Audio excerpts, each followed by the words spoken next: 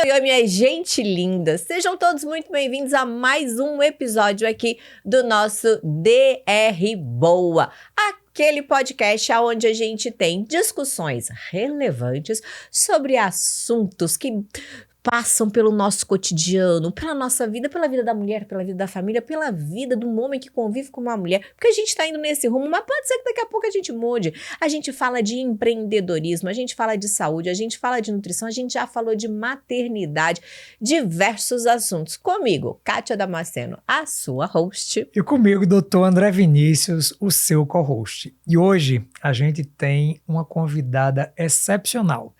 Vejam se vocês adivinham quem é, porque ela ainda está chegando aqui.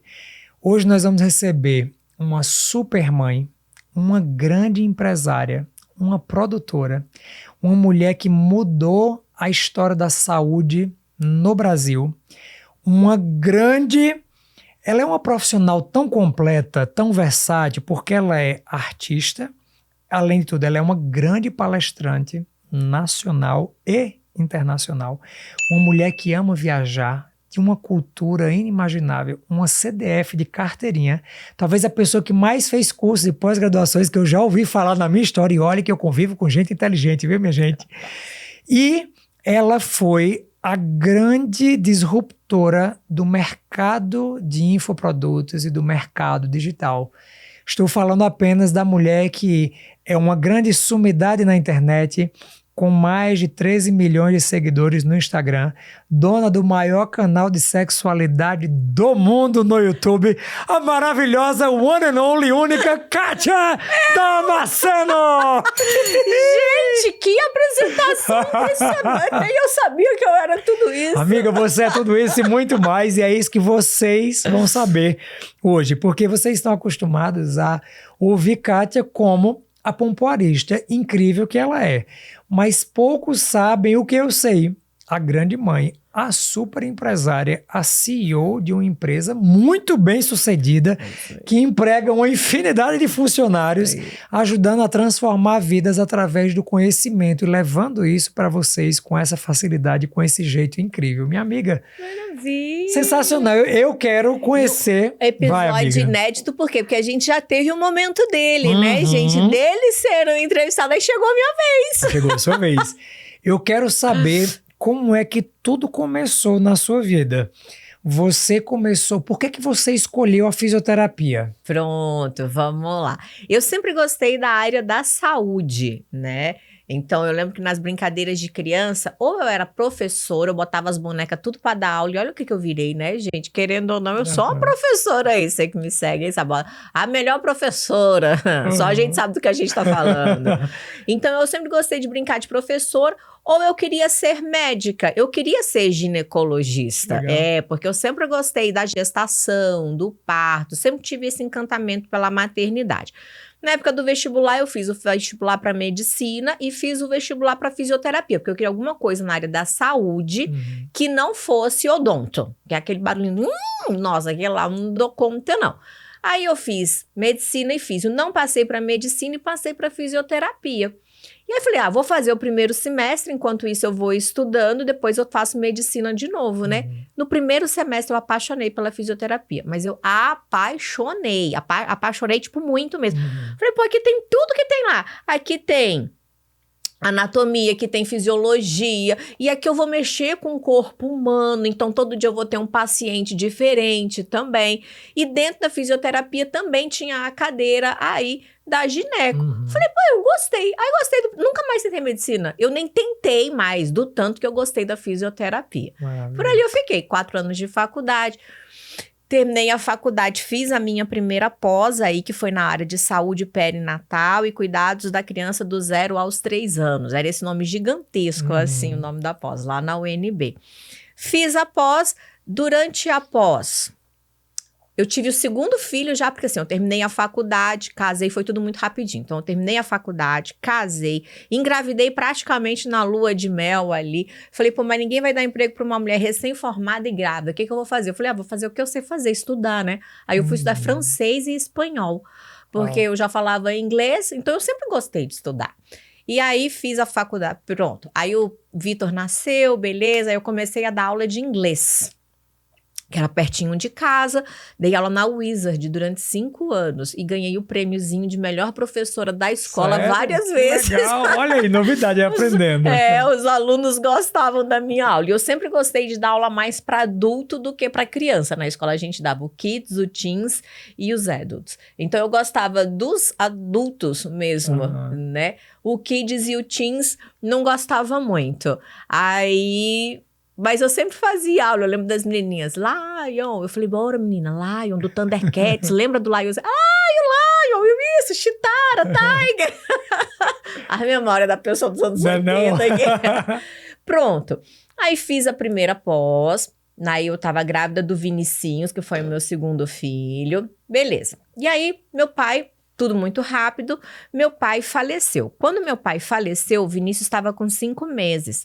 Meu pai faleceu. Então, da mesma forma que foi intenso para casar, foi intenso na hora de separar. Então, eu formei, casei, engravidei, tudo isso em 3 meses. Na hora de separar, do mesmo jeito. Meu pai faleceu, eu divorciei e abri uma empresa, tudo isso em 3 meses. Tudo sempre de uma vez aqui. Aí, montei a minha clínica, chamava Vida Day Spa. Então, eu montei um spa, porque eu sempre gostei de massagem a vida toda. E vida, porque o símbolo era uma gestante. Porque eu fazia a ginástica para gravidinhas, para preparação para o parto e pós-parto. Esse era o trabalho. Não era para trabalhar com sexualidade. A sexualidade foi uma consequência. Aí, lembra que eu falei que eu estava divorciada? Então, divorciada, dois meninos pequenos, menino...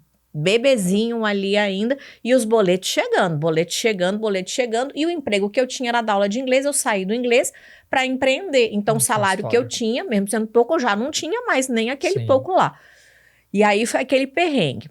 E eu com as gravidinhas, tinha 1, 2, 3, tinha semana que tinha 5, tinha mês que tinha 5, tinha mês que tinha 2, tem mês que parece que elas resolvem parir tudo no mesmo dia e desaparece todo mundo, tem hora que engravida todo mundo junto, então era aquela sazonalidade muito grande gestacional.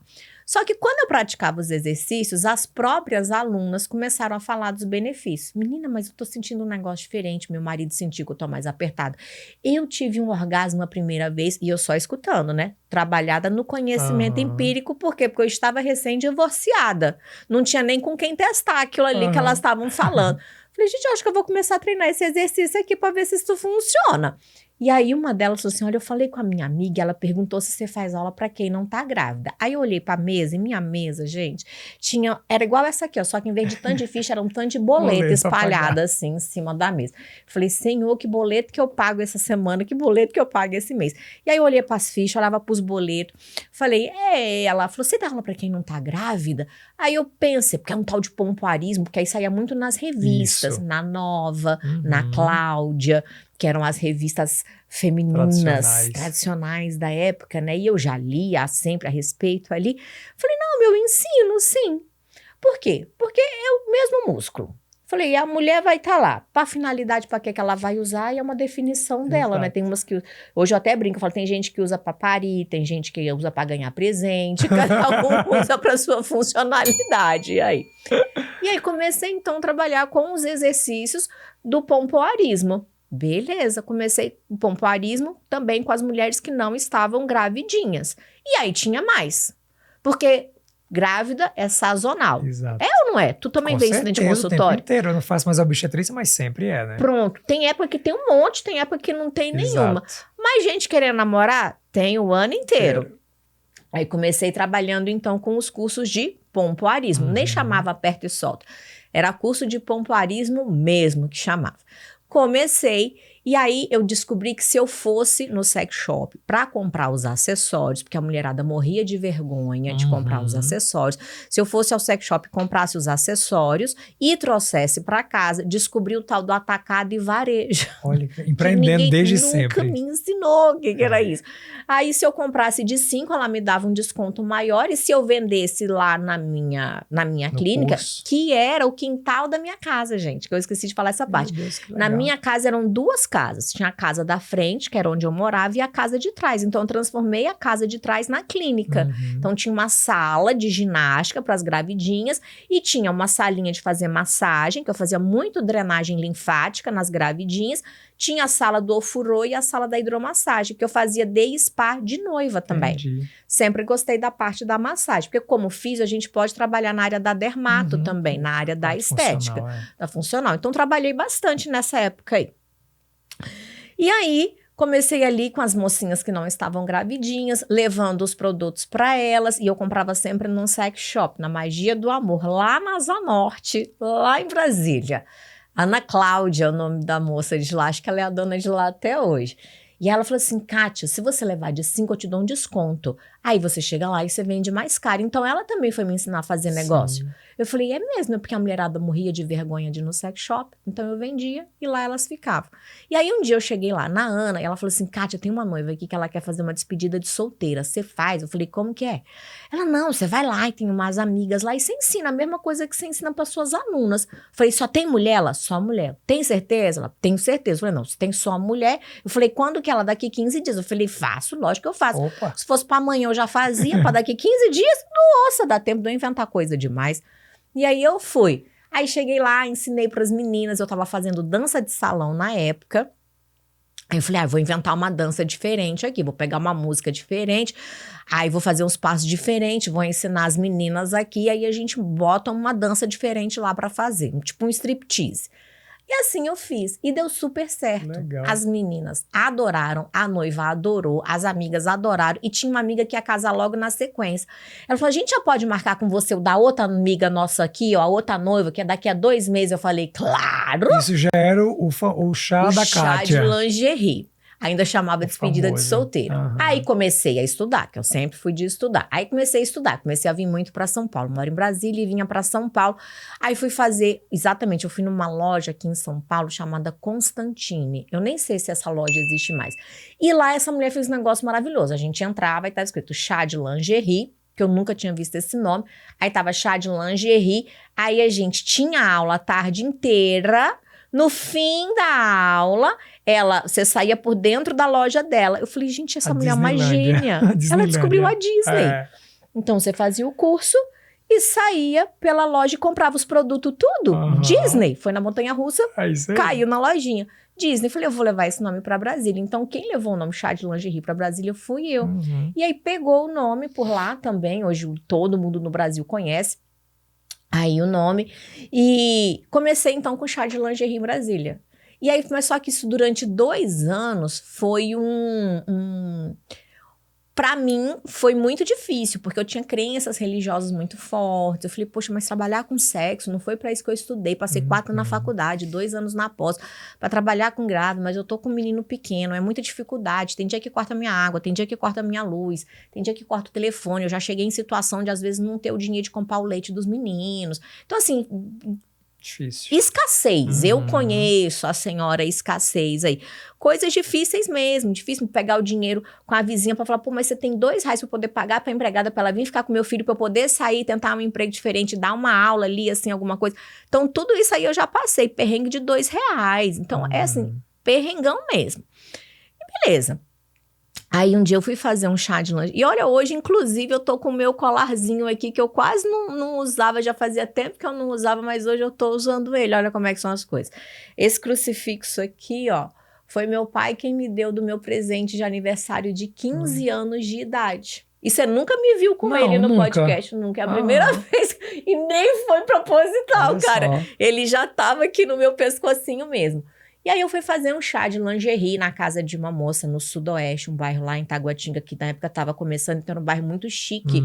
Eu fui numa cobertura, eu nunca tinha entrado numa cobertura na minha vida. E eu tava com esse crucifixo aqui que meu pai me deu de 15 anos. E aí, porque eu cantava no coral da igreja, então sempre fomos muito católicos, batizei, crismei, tudo dentro da igreja. E aí trabalhar com sexo, nossa, aquilo... Um conflito grande, eu fazia por uma necessidade, que eu precisava sustentar os meus filhos, mas todo dia eu falava, Senhor, por favor, manda grávida pra mim, Senhor, manda essas mulheres safadas não, Senhor.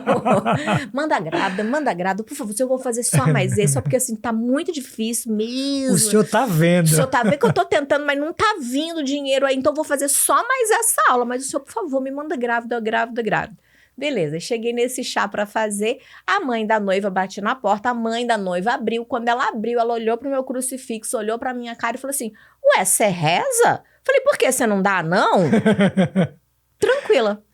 Subi, fiz o meu chá e aí eu fui embora. Nesse dia eu fui embora, aí eu peguei meu crucifixo e eu falava, Senhor, meu Deus, eu entendi. Eu entendi que isso aqui é uma missão de vida. Então agora eu vou fazer. Então agora o Senhor manda a gente. Porque eu não vou mais ter vergonha de falar de sexualidade. Porque o trabalho que eu faço foi nesse dia, de verdade, que eu entendi que o trabalho que eu faço é um trabalho abençoado. Porque mesmo. quando eu ajudo uma mulher a entender o seu corpo, entender a sua sexualidade, entender o seu orgasmo, entender como é que seu corpo funciona, a nossa sexualidade ela é libertadora. Ela foi libertadora para minha própria vida. Então, se tinha dado certo comigo, por que não poderia dar certo com outras mulheres? E por que a gente tem que ter tabus, medos, vergonhas, ou dizer que é pecado, dizer que é errada a sexualidade? Hoje, dentro dos meus estudos, eu tenho certeza absoluta que a nossa sexualidade é um presente de Deus. É um presente divino. Ele mandou a gente com um pacote completo. Ele ia errar na hora da sexualidade? Ele fez tudo funcionando, tudo. Deu 10 dedinhos pra gente ter pinça grossa, pinça fina, o braço que dobra pra levar comida na boca, deu a perna que dobra, a perna que sobe, deu o coração que bombeia, o rim que filtra, o pulmão que respira, o intestino que faz a digestão, deu tudo, deu hormônio, deu tudo, uma máquina perfeita. Na hora do sexo ele ia errar? Não ia errar. Ele fez perfeito. E se perfeito é, a gente tem mais é que usar o presente que ele deu pra gente. Então, a partir do momento que eu entendi isso, que não era errado, que não era feio, que não era sujo, que não era vulgar, que não era pecado falar a respeito da sexualidade, eu aceitei. Ressignificou isso pra você mesma, Cara, né? e na hora que eu aceitei, fez assim... Libertou. Então, eu levei 2 anos nessa briga interna minha, e aí com 2 anos eu comecei. Cara, em 3 anos eu já era um grande nome, né? Em Brasília, referência não, porque só tinha eu na época mesmo, todo mundo que veio surgindo depois. E em 5 anos que eu já tinha de trabalho ali, eu comecei em 2004, a primeira turminha que eu fiz, a inauguração da minha clínica foi em novembro de 2004, ano passado fez 20 anos de carreira aí, muito legal. Demais. E aí... comecei em 2009, aí eu já tinha uma outra pessoa que trabalhava junto comigo, porque eu já não dava mais conta de fazer os eventos, mas eu trabalhava 7 dias por semana, porque eu fazia evento. Geralmente eu fazia um chá na quinta, à noite, um chá na sexta, aí no sábado de manhã eu dava aula de dança, de massagem, de pompoarismo, aí à noite eu fazia 3 chás, fazia umas 5, umas 7, umas 9, na casa das pessoas. Então eu ia na casa da pessoa, fazia o chá, 1h30 de chá, entrava no carro, dirigia e ia até o próximo, mesma coisa, todo sábado. Do domingo de manhã, dava aula de manhã, do domingo à noite fazia 2 chás. Aí na segunda-feira eu tinha que fazer contabilidade, verificar toda a parte de estoque para ver se eu precisava comprar mais produtos ou não. Encomendava tudo na segunda-feira e ia fazer serviço de banco na segunda, porque não tinha internet, a gente tinha que ir para banco fazer serviço, depositar dinheiro, resgatar cheque, tudo isso na segunda. Não tinha máquina nem de cartão, ó, pra você ver, não tinha Pix, não, era tudo no sorriso mesmo. O cartão era aquela... Era...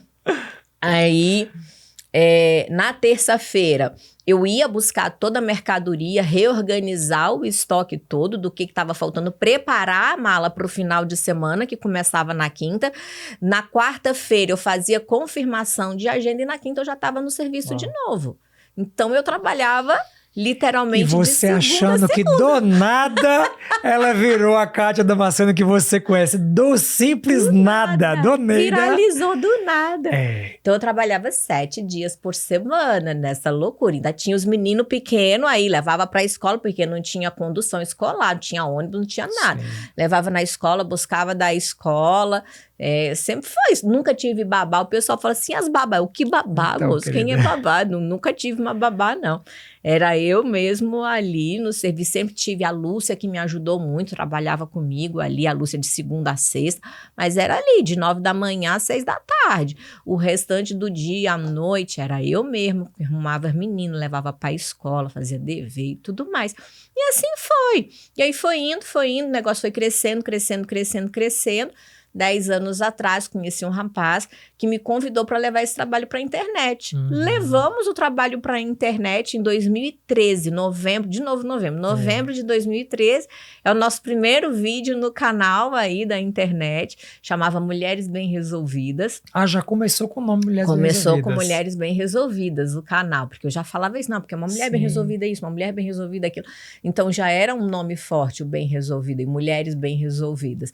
Aí começamos com Mulheres Bem Resolvidas, deu muito certo essa parceria por 9 anos, aí quase uma década, e em 2022 nós encerramos essa sociedade. Então eles seguiram com o projeto deles, o VTSD, e eu segui aí com o Kátia Damasceno, continuei ali dentro da empresa. Então 2023 e 2024 foram 2 anos de crescimento empresarial muito grande, porque uma coisa é você ser empreendedor, outra coisa é você ser influenciador, outra coisa é ser empresária. Deixa eu te perguntar algo que você pulou. Foi rápido, peraí que eu tenho que perguntar uma coisa que, sem dúvida, vocês estão querendo saber isso aí também. Eu lembro que a primeira vez que você apareceu assim pra mim foi numa entrevista em Jô Soares. Eu me lembro muito, né, de estar... Eu tava deitado numa rede... 2016, eu tava deitado numa rede em casa, de noite assistindo, e eu gargalhava, meu Deus, quem é essa humorista?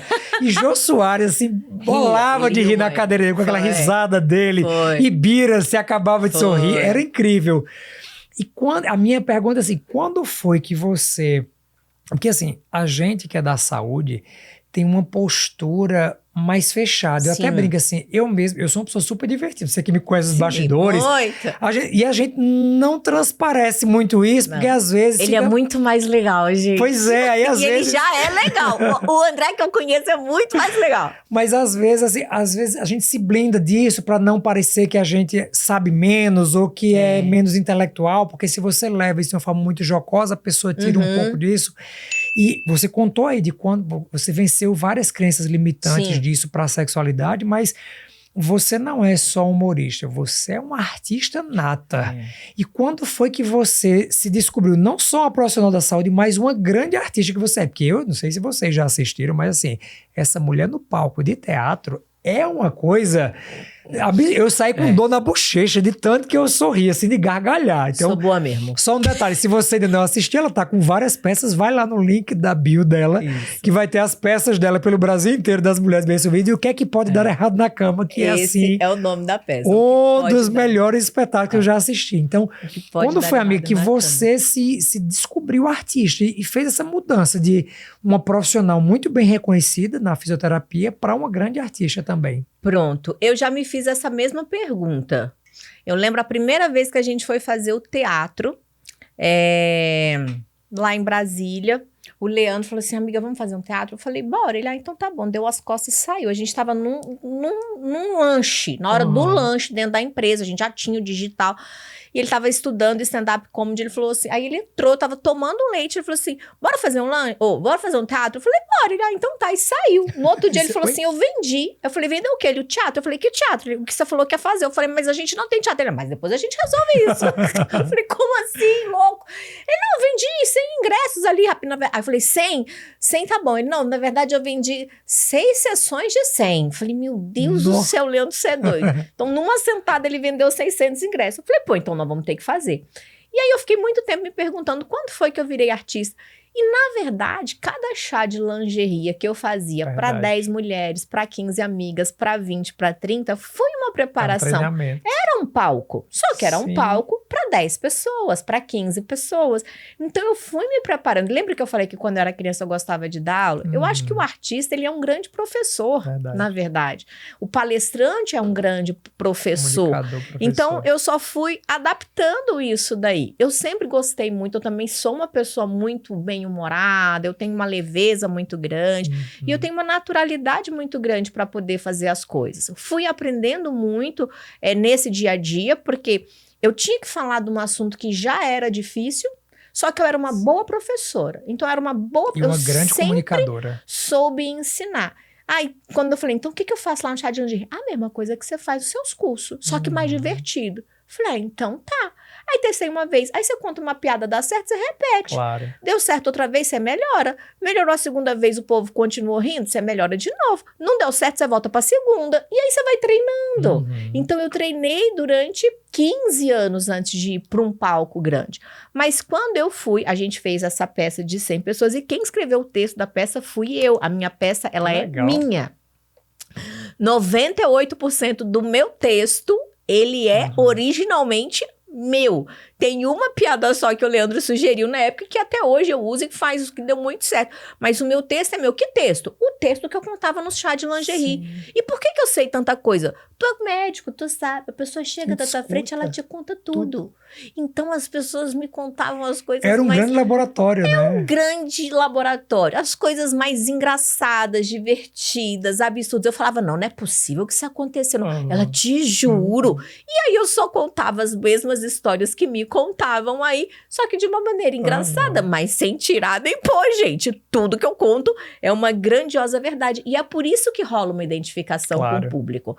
Porque o artista, ele sabe que o trabalho dele é bom quando há uma identificação ali como o público de um grande filme, uma boa peça de teatro que você assiste, ou um livro que você lê, que você gosta. Há uma identificação. As pessoas querem se ver identificadas. Ou ela tem que se identificar com a história, ou ela tem que fugir totalmente da realidade dela para poder esquecer os problemas dela e sonhar e idealizar que aquilo que está sendo contado é uma verdade. Então, nas duas esferas eu vou muito bem, eu navego muito bem. Porque ou você já passou algum perrengue no seu relacionamento, ou você gostaria de conhecer alguma história daquele jeito ali. Porque não tem jeito. Porque senão você não tá relacionando com ninguém, nem consigo mesma. É verdade. Então isso foi dando muito certo. E aí eu lembro que a gente fez esse teatro lá em Brasília para 100 pessoas, montamos o texto, o roteiro, eu lembro direitinho que a gente ensaiou com as pessoas da equipe. Eu falei, gente, senta aí que eu vou contar para vocês. E eu contei e falei assim, não, bota essa primeiro, bota essa para cá, puxa essa piada. Mas foi um grande chá de lingerie. A minha peça de teatro hoje é um grandíssimo chá de lingerie. E aí eu lembro que aí a gente saiu de Brasília, que foi para 100 pessoas, e fomos para Goiânia. Só que o Teatro de Goiânia era o Teatro Rio Vermelho, são 1.890 lugares, quase 2.000 pessoas. Falei, gente, mas o que acontece que do caminho do 100 para dobrar é 200, de 200 é para 400, por que vocês saem de 100 para 2.000 pessoas? Como assim? Eu já tinha palestrado em eventos grandes, mas uma coisa é você palestrar num evento que tem diversos palestrantes. Claro, você vai dar uma aulinha ali, né? Então você fala assim, pô, a galera veio para ver os outros também. O outro é eu saber que tinham 2.000 pessoas saindo de casa e pagando para me ver. Eu falava, não vai, Senhor, e agora, e se ninguém foi, eu juro por Deus. Eu falava, se ninguém foi, e lotou. Foi um sucesso, casa cheia, 2.000 pessoas. Eu lembro que nesse dia eu tava no banheiro tomando banho, muito nervosa, foi um dos dias que eu fiquei mais nervosa na minha vida. Eu vou voltar no jogo. E eu falava, Senhor, não vou dar conta. E aí eu tomando banho, de novo, eu com as minhas crenças, eu juro que eu escutei Deus falando no meu ouvido, minha filha, eu já te preparei durante 10 anos para esse momento. Fica tranquila, você sabe o que fazer. E aí eu acalmei nessa hora. Falei, ai, Senhor, é verdade, muito obrigada. Fui pro palco e me diverti, porque eu acho que é sobre isso. A gente precisa se divertir com aquilo que a gente faz. Então foram alguns momentos que marcaram minha carreira. O outro momento, como você bem lembrou, foi a aparição no Jô. Eu lembro direitinho, o João me ensinou muitas coisas em tão pouco tempo que ele não fazia ideia. Coisas simples como qual roupa usar na televisão. Porque não dá para usar qualquer roupa na televisão. É um tal de microfonar, gente, o microfone vai por cima, o microfone vai por baixo. E eu tinha escolhido um vestido lindo de preto, tenho esse vestido até hoje, de renda, só que era um vestido. Não tinha onde botar o microfone, não tinha onde pendurar o microfone, porque ele era um vestido de gola até aqui, então você não usa gola até o pescoço, não é legal, porque você tem que microfonar e pendurar o microfone em algum lugar. Então, assim, em 5 minutos eu aprendi tanta coisa.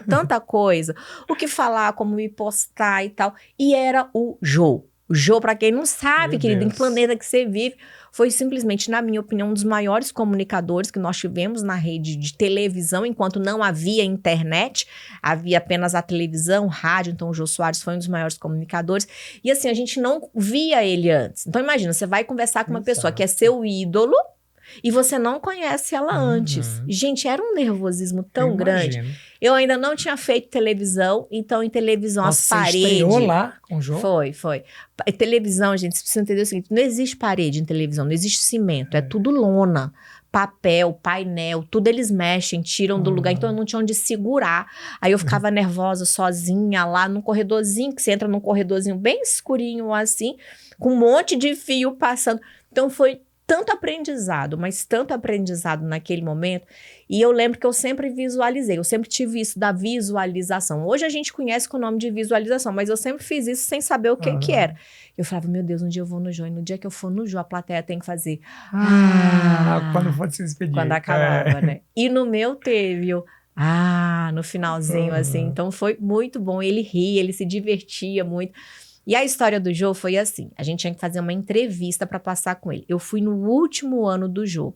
Ele escolhia pessoalmente quem que ele ia entrevistar ou não, porque era o último ano. Sim. Então era muito difícil você conseguir a entrevista com ele. Aí quando você consegue a entrevista, você tem que passar por um assessor dele. E o assessor falou assim para mim, olha, você acha muito difícil você passar, porque ele já entrevistou todas as grandes sexólogas do Brasil e não tem nada de interessante que você possa me contar que ele já não tenha escutado. Mas vai, fala alguma coisa aí. Foi assim. Eu falei, nossa, que tranquilo. Que bom, obrigado, viu? Que motivador você, não é verdade? Enfim, passei pela primeira entrevista, aí levaram a entrevista para ele gostou da minha entrevista, aí eu passei por uma segunda entrevista, depois da segunda entrevista, aí eles chamaram. E ele gravava sempre terças e quartas. Então, aí eu fui pra gravação, eles ligaram numa sexta-feira, falando, olha, tem a entrevista na terça. E não era comum esse negócio pra mim de, amanhã tem que fazer, terça-feira tem que fazer a entrevista em São Paulo, você vai? Dependendo da entrevista, a gente entra no avião e vem. Mas pra mim, isso na época era um negócio de artista, de coisa que eu não conhecia, né? Eu falei, vou, claro. Aí arranjamos uma passagem ali de sexta pra terça. Na terça-feira a gente veio pra São Paulo. Aí viemos, aí chamei meu irmão, chamei meu marido, falei, vamos comigo, eu não dou conta de ir sozinha não, meu Deus, eu tô nervosa. Aí viemos pra São Paulo, e aí fizemos a entrevista na terça. Quando eu saí do palco, aí terminou a entrevista, ele já não levantava mais, já tava bem velhinho, então ele nem levantava mais pra apresentar, ele só falava, vem pra cá, Kátia Damasceno.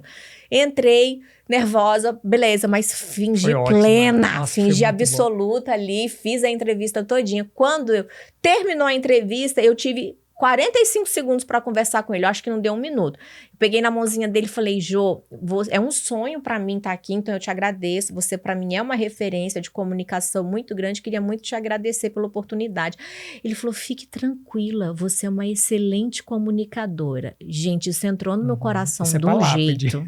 Falei, essa palavra vai para minha lápide, quando eu morrer vai estar lá, excelente comunicadora, by Jô Soares. Falei, beleza. E dali eu saí, aí eu fiquei nervosa de verdade. Aí eu chorei, falei, meu Deus, eu conheci o Jô e tal. Aí eu saí, a assessora dele veio atrás de mim na mesma hora. Ela entrou no camarim e falou assim, ele adorou você. E eu chorando, eu falei, como é que você sabe? Ela falou assim, porque eu conheço ele, eu trabalho com ele há 20 anos. Beleza, me agradeceu, saí e fui embora. Na quinta-feira ela ligou. E a gente gravava com janela para 2 meses. Então ele estava gravando para daqui 2 meses. Ele falou assim, a sua entrevista vai ao ar amanhã, que é sexta-feira. Ele escolheu a sua entrevista como a melhor entrevista que ele fez da semana. E ele quer que vá ao ar amanhã, porque na sexta é o dia de maior audiência. Gente, aí eu falei, pronto, tô validada como comunicadora. Artista. E realmente foi um sucesso, foi o que abriu muitas portas mesmo, muitas portas para mim. Até então, eu já estava na internet desde 2013. Até 2016, ninguém queria gravar comigo. Ninguém queria gravar comigo. Por quê? Porque eu falava de sexo. Era um tema que era tabu, né? Nenhum... O formato que você falava era... Os canais de YouTube, a gente tentou fazer de tudo. Eu falei, cara, mas eu compro a entrevista, eu pago para aparecer no seu canal. Mesmo assim, muita gente não queria conversar comigo, trocar ideia comigo. Nada, live, nada. Aí eu fui pro Jô. Pronto, quando eu fui pro Jô, aí rapidamente vários outros programas de televisão me chamaram. Aí eu fiz Gazeta por um ano. Várias portas se abriram ali. E aí os outros canais começaram a chamar para entrevista e tudo mais. Então, o Jô realmente foi uma... Um padrinho, né?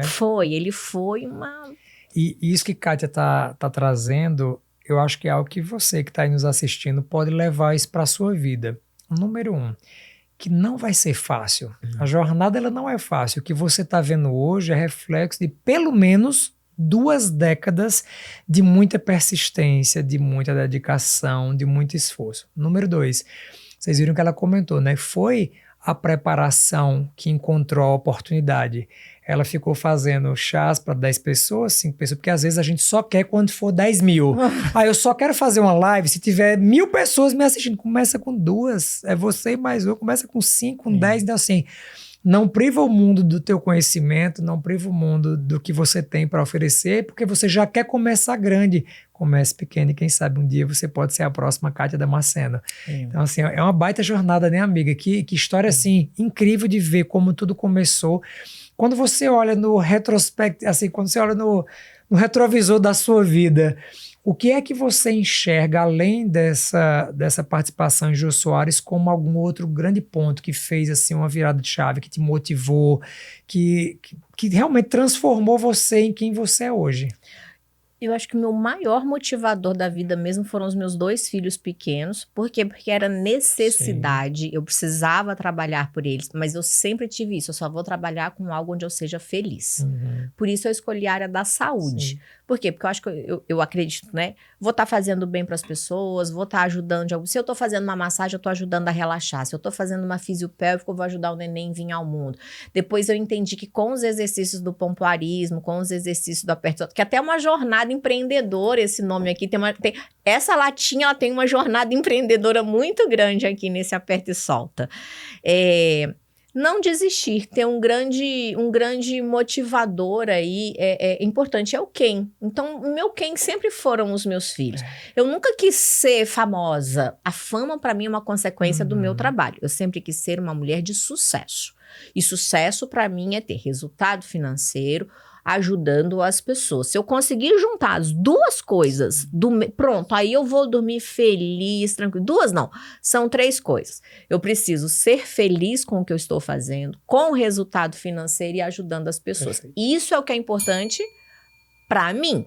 Fama, para mim, é uma consequência do meu trabalho. Eu nunca quis ser famosa. Vamos fazer para ficar famosa? O que a gente vai fazer para viralizar? Não é algo que me toca. Eu vejo assim, convivendo com você, eu vejo que a fama ela não subiu sua cabeça nem um pouco de verdade, assim, porque às vezes as pessoas não veem, né? É muito engraçado. Hoje a gente passou por uma coisa engraçada subindo aqui, mas assim, você não enxerga o tamanho que você tem e você não dá a importância que isso tem. Tipo, a gente olha, meu Deus, você imagina, 25 milhões de pessoas, eu não sei nem quanto é, assim, quantos maracanãs daria de gente você absorvendo essa quantidade de pessoas que te acompanham, fora os que te veem e não te seguem. Isso mesmo. Então, assim, é uma infinidade. E todas as vezes que a gente tá junto, às vezes a gente desce aqui da gravação, sai um monte de gente no meio. Meu Deus, você mudou minha vida, obrigado. E você sempre muito carinhosa, sempre muito receptiva, sempre, sabe, zero estrelismo. E eu conheço um monte de artistas e convivo com outros e sei que tem artistas e artistas. Tem pessoas que se colocam num pedestal lá em cima. E você sempre é essa pessoa assim, pé no chão. E eu acho que isso faz você ser quem você é. E acho que quando você entende que isso é Deus te usando como canal, ele continua te usando mais, porque você tem a maturidade para entender que, tipo, não é por você, ele está determinando, assim, é isso. Você vai usar esse dom que você tem, que ele te deu para ser feliz e também para gerar felicidade na vida das pessoas. E você faz isso de uma forma, assim, muito, mas muito brilhante e genial. E isso para mim é muito importante. Ser feliz com o que eu faço é muito importante. A vida da gente é uma loucura, uma correria. A correria não diminuiu, muito pelo contrário, ela aumentou com a quantidade de coisas que a gente faz. Mas eu sou feliz com as coisas que eu faço. Eu sou muito realizada, feliz. Né, eu sou... Cara, a gente...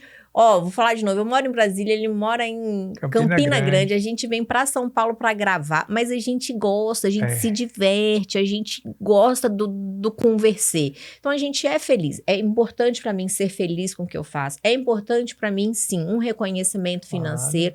Tem muita gente que fala que não é, cara, eu gosto de dinheiro, sim. Eu gosto, na verdade, da segurança que o dinheiro é capaz de nos proporcionar. Porque como eu já não tive dinheiro pra comprar o leite do filho, então eu sei o que é a falta.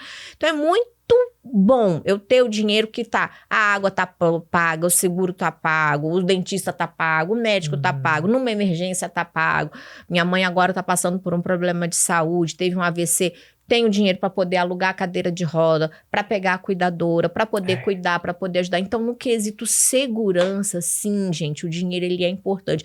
E ele precisa ter o devido respeito que a gente tem que dar a ele. E aí, então, eu sou a pessoa que se eu achar uma moeda de 50 centavos no chão, eu abaixo e pego. Porque na minha opinião, dinheiro não aceita desaforo. E se eu ignoro 50 centavos, eu ignoro 50 mil, 50 milhões. Não ignoro. Eu abaixo para pegar a moeda desses 50 centavos e agradeço. Obrigada, meu Deus, porque eu achei dinheiro hoje. Eu agradeço. E graças a Deus ele vem aí abundantemente. E com esse dinheiro a gente consegue ajudar um monte de gente, ajudar um monte de pessoas, ajudar um monte de famílias, empregar diversas pessoas aí dentro da minha empresa hoje. Vários trabalhos diretos e indiretos que a gente gera. Então, isso é bom, isso é gostoso. E fora o fato de quantas pessoas eu sou capaz de ajudar. E às vezes você fala assim, mas você não me ajuda em nada. Mas se eu fiz você rir, se eu fiz você rir, você liberou dopamina, você liberou endorfina e às vezes eu só te fiz companhia para você dar uma bela de uma risada e uma bela de uma gargalhada. E por mim, por esse dia, já vale. Já tá ótimo para mim, porque de alguma forma eu te ajudei. Mesmo que você ache que eu sou só a moça louca que fala um monte de coisa doida na internet. Então, entender isso daí, entender os vieses, entender os trabalhos, entender que eu não vou agradar todo mundo, que tem gente que vai adorar o meu jeito, tem gente que vai me achar desbocada, faladora e que não. Para mim é importante a parte da ciência, sim. Então, eu sempre falo, mas tem que ser um pouco mais científico, não pode ser tão escrachado assim. Às vezes tem dia que tem que ser só o escrachado mesmo. Então, depende muito do objetivo. Hoje em dia eu sou muito estratégica. Então, eu sei falar na televisão, eu sei falar no podcast, eu sei falar na rádio, eu sei falar no TikTok, eu sei falar em todos os lugares. Por isso que, se eu entrar num prédio, eu vou dar faxineira ao CEO, eu dou conta de conversar com todo mundo. Porque eu tenho vocabulário para falar com todo mundo, eu tenho empatia para poder falar com todo mundo. Se precisar sentar no chão na hora cantar, sentar ali no cantinho, fuxicar ali assim, com a tiazinha do hot dog, eu vou de boa, eu vou de boa. Mas se precisar ir pro restaurante obedecer do não sei o que, com comer 600 e 900, Michelin, a gente sabe também. Então, eu acho que essa capacidade adaptativa... Essa versatilidade. Que eu acho que tem... a gente precisa, né? Eu já falei isso uma vez, a gente precisa ser como a água. Isso você tem muito mais do que eu. A gente precisa ser como a água. A gente precisa ir se adaptando e encaixando aos ambientes aonde a gente está. Isso é ter sabedoria. Sim, isso é você ter estratégia. Emocional. Isso é você ter... E assim... Para mim, vale o que está dentro do meu coração e quais são os meus princípios. Então, não ferindo os meus princípios. E quais são os meus princípios? Eu não faço nada que vá ferir a ninguém. Eu não faço nada que prejudique os outros. Eu não gosto. É da minha natureza. Então, se eu puder ser feliz, ganhar meu dinheirinho, ajudar o próximo, pronto, vai dar tudo certo. Deu certo. Comigo, eu acho que é uma fórmula que dá muito certo aí. Persistência, a gente precisa persistir nas coisas. Foi como o André falou, às vezes a pessoa vê a gente aqui, fez um vídeo viral. Não, cara, eu tô há 10 anos fazendo vídeo na internet. Eu passei 10 anos trabalhando no mundo presencial. Então, a gente tá sempre estudando, aprendendo. Tem um dom? Tenho um dom. Mas eu trabalho o meu dom.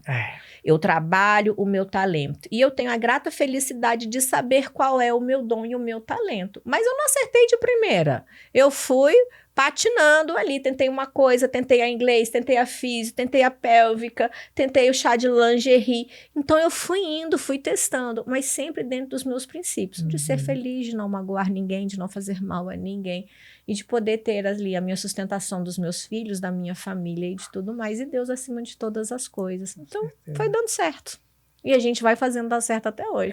E aí a gente acaba um trem, inventa um projeto, aí escreve um livro, aí cria um livro. Só para falar rapidinho do Aperta e Solta. Eu comecei trabalhando com curso de pompoarismo. Porque aí o pessoal acha que às vezes a vida da gente é só a vitória, né? Que só deu tudo certo. Não, deu muita coisa errada. Para poder dar certo, antes de dar certo, deu muito errado. Então, Aperta e Solta, eu fazia o curso de pompoarismo. Não existia a palavra ginástica íntima. E aí a gente começou a anunciar na internet, anunciar no Facebook, no tio Zuckerberg, que vocês sabem que bloqueia tudo hoje em dia. E aí toda vez que eu botava curso pomparismo, caiu o anúncio, caiu o anúncio, caiu o anúncio, caiu o anúncio. Aí eu já não estava mais fazendo os chás de lingerie, porque já não cabia mais na agenda. Eu tinha que gravar todos os dias da semana, responder os e-mails das alunas, fazer toda a parte do suporte. Tinha que gravar as aulas, os meninos faziam a edição dos vídeos e faziam a parte do tráfego. E eu ficava com a parte do suporte ali para responder às alunas. E ainda dá conta de fazer chá no final de semana. Então tava impossível. E grávida de Mateuzinho ali no meio do caminho aí ainda. Eu falei, cara, eu vou ter que abrir mão de alguma coisa. Então vamos tirar a parte do chá de lingerie. Saí ali do chá de lingerie e fiquei na internet. E aí ficamos, e agora? Começamos a anunciar pomparismo, não conseguia mais fazer anúncio. Aí o dinheiro começou a sair e não entrava mais, não entrava.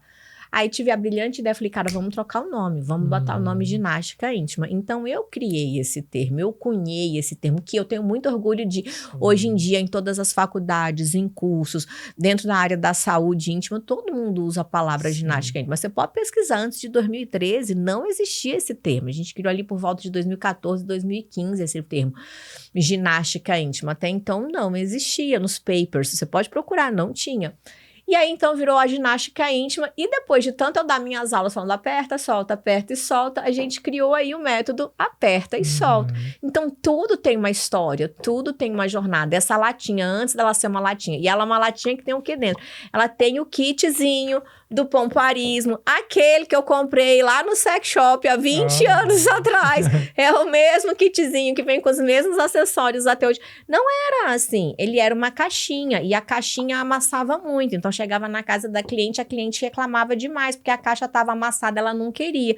Então, vamos ter uma ideia? Vamos ter uma ideia. E a vida é assim, o mercado é assim. Você tem um problema, resolve o problema, melhora o problema, deixa de ser um problema. Aí criou outro novo. E aí você vai indo, tudo isso você vai fazendo. E assim vão se criando as oportunidades. Então, as oportunidades, elas estão aí, passando na nossa frente. A gente só tem que saber transformar, muitas vezes, uma dificuldade em uma oportunidade. Porque o pomparismo foi assim, era uma dificuldade. Peguei o nome, não posso deixar de trabalhar, não posso deixar de fazer. Transforma numa oportunidade. E hoje todo mundo fala, nossa, você é uma gênia que criou o nome. Não foi uma genialidade, era uma dificuldade de vender.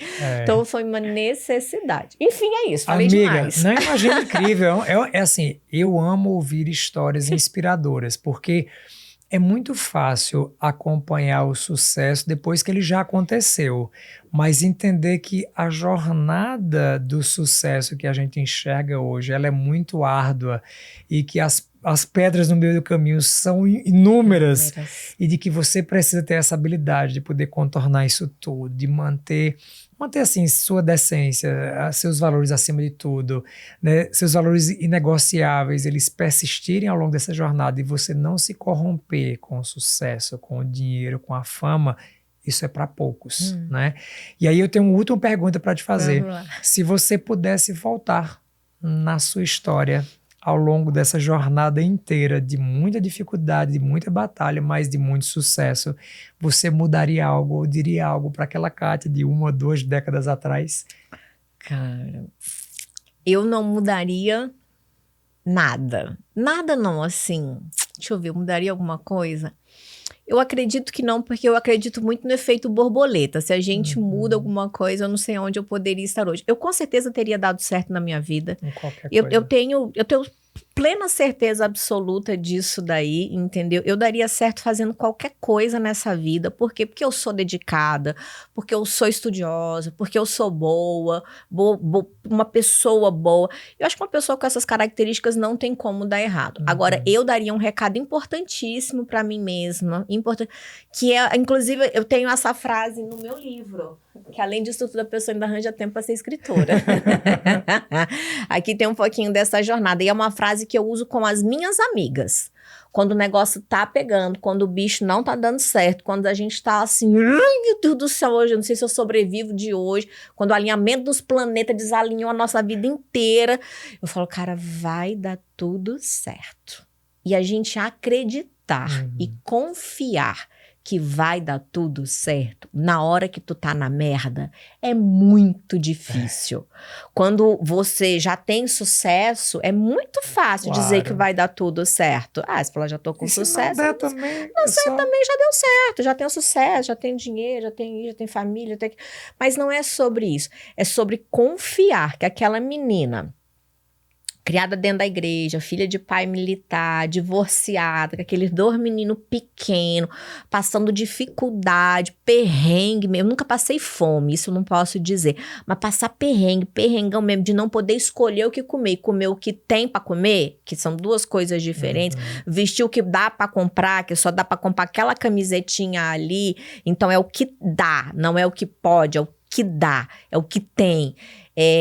Eu diria pra essa pessoa, para essa Kátia lá dos 27 anos de idade, que eu acho que foi um dos momentos mais difíceis da minha vida mesmo, foi quando eu me divorciei, meu pai faleceu, tudo ao mesmo tempo, assim, desempregada. Eu falaria para essa Kátia lá dos 27 anos, exatamente 21 anos aí atrás, falar, respira, vai dar tudo certo, seus filhos serão homens. Seus filhos vão virar homens de bem, que eu acho que isso é a coisa que eu tenho de melhor na minha vida, saber que eles são meninos bons, sabe?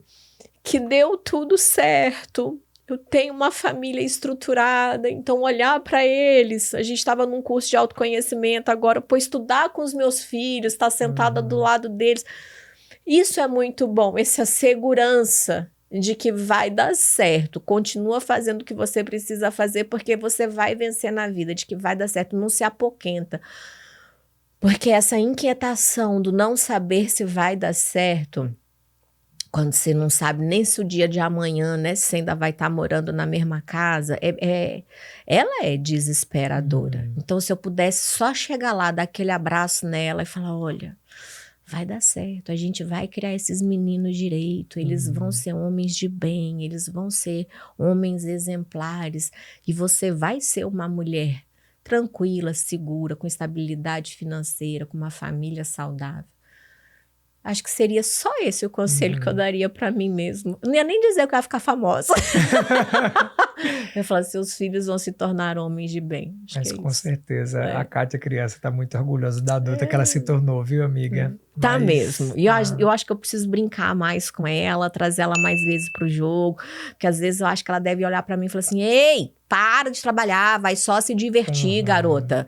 Lembra que tem que ser divertido no processo. E essa é uma frase que eu tenho falado muito pra mim nos últimos dias. A gente conversou muito sobre isso, né? Então, enquanto estiver sendo bom, enquanto estiver sendo gostoso, enquanto estiver sendo leve, aí que seja. E quando tiver que acabarem as coisas da nossa vida, que acabem, ciclos. Entendeu? Porque a gente passa por ciclos.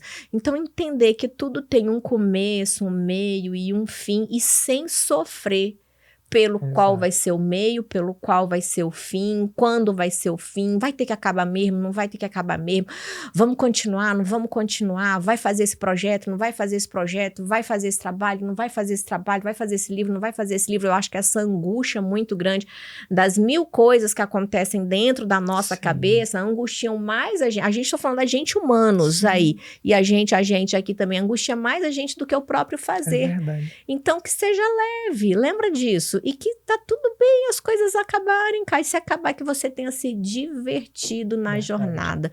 Que você tenha se divertido no processo. Porque no final... Eu falei essa frase pro Joel uma vez, ele escreveu no caderninho dele. Eu falei, vai dar tudo certo. Se ainda não deu tudo certo, é porque eu não fiz o suficiente para que dê certo. Então, o que é que tá faltando eu fazer? Então, compete a mim. É a minha autorresponsabilidade. Outra coisa, para de botar culpa nos outros. É verdade. A vida da gente é a gente que faz. É o que a gente faz do que os outros fizeram com a vida da gente. A gente não tem controle sobre o que os outros fazem. A gente só tem controle sobre o que a gente faz.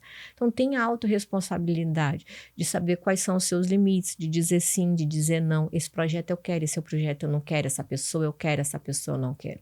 Essa comida eu quero, essa comida eu não quero. Isso me faz bem. Essa comida eu quero muito. Mas ela não me faz bem, então dosa, não precisa usar toda hora errado, mas também não precisa se punir, porque a vida não pode ser punitiva, ela tem que ser gostosa. E essa é a grande lição que eu tenho aprendido aí perto dos meus 50 anos, não precisa ser pesado, tem que ser leve. Maravilha, minha amiga. Ai, que episódio maravilhoso. Vocês conseguiram conhecer um pouquinho mais dessa grande amiga, essa grande empresária, essa grande mulher. E se você está nos ouvindo aí pelo Spotify, já encaminhe esse link nos seus grupos de WhatsApp e avalie o programa aqui com 5 estrelas para que essa mensagem possa chegar para mais pessoas. Se está nos acompanhando aí pelo YouTube, segue aqui o nosso canal, compartilha, deixa os seus comentários de como é que a gente pode melhorar. Isso é tudo feito com muito carinho para ajudar vocês. E que essa história de hoje, que me inspira desde que eu a conheço, ela também possa inspirar cada um de vocês a entender que a sua jornada ela é única e que ela pode e será vitoriosa, desde que você faça por onde ela acontecer. Minha amiga, que sensacional ver esse episódio. Obrigada. Nos aguardamos aqui toda quarta-feira, às 19 horas, a gente volta por aqui sempre com um convidado novo. A convidada de hoje fui eu, mas a convidada da semana que vem tá sensacional e a gente te espera por lá. Beijos! Valeu.